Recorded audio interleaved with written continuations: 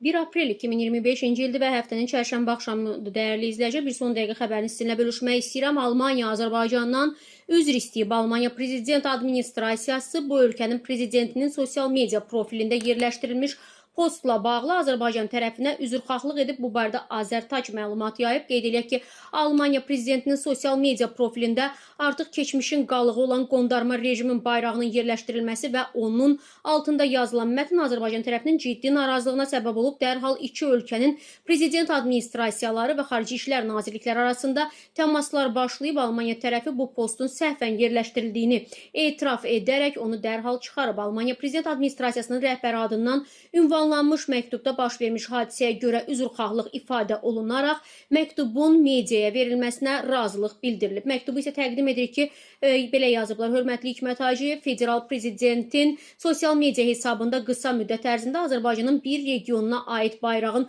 yanlış təsviri və onunla bağlı mətn dərc olunub. Səhv aşkar edildikdən sonra isə paylaşım dərhal silinib. Bu paylaşım texniki səhv səbəbindən dərc edilib və Almaniyanın Azərbaycanın ərazi bütövlüyünə dair məlum mövqeyi ilə bağlı heç bir məna kəsb etmir. Belə bir səhvə yol verilməsinə görə çox məyusam. Paylaşımın Azərbaycanda bəzi insanlarda yaratdığı yanlış təəssürata görə isə səmimi qəlbdən üzr istəyirəm. Federal prezidentin qarşıdan gələn səfəri Azərbaycan-Almaniya tərəfdaşlığını möhkəmləndirmək və regionda davam edən sülh prosesinə dəstək vermək məqsədi daşıyır deyə məktubda bildirilib dəyərli izləyicilər.